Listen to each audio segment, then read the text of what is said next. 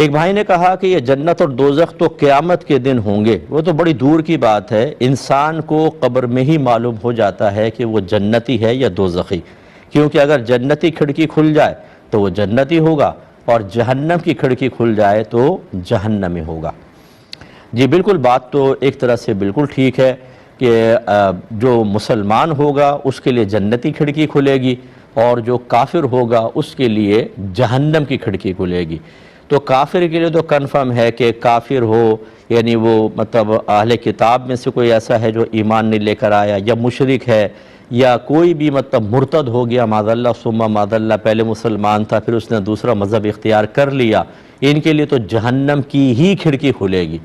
لیکن جو ایسے مسلمان ہے کہ جو منکر نکیر کے، کیونکہ مسلمان تو کامیاب ہوگا، لیکن ایسے بھی ہوں گے جو کسی وجہ سے عذاب قبر میں مبتلا ہو جائیں گے،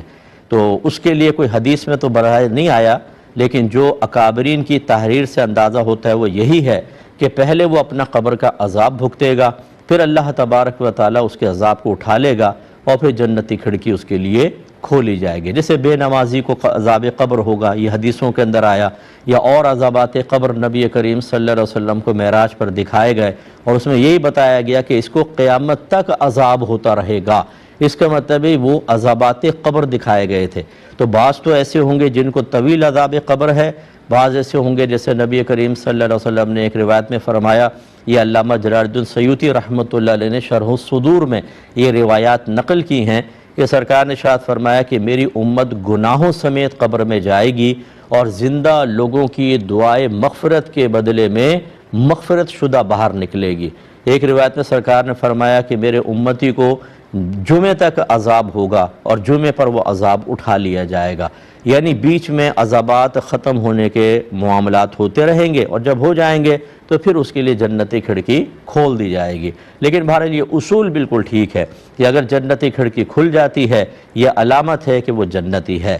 یہ بھی ہو سکتا ہے کہ بہت سے ایسے ہوں گے کہ اللہ تبارک و تعالیٰ ان کو پہلے جہنم میں ڈالے گا اور پھر وہ جنت کے اندر آئیں گے، لیکن بہرحال اس کو قبر کے اندر راحت انشاءاللہ ملے گی۔ تو یہ ہو سکتا ہے، لیکن یہ علامت ہے بالکل کہ جس کی کھڑکی کھل گئی وہ جنتی ہے اور ضرور کبھی نہ کبھی جنت میں جائے گا یا ڈائریکٹ جنت میں جائے گا۔ لیکن جس کے لیے جہنم کی کھڑکی کھول دی گئی تو قرآن حدیث تو یہی کہتی ہے وہ صرف کافر کے لیے ہوگا، اور وہ کافر پھر ہمیشہ ہمیشہ کے لیے جہنم میں جائے گا۔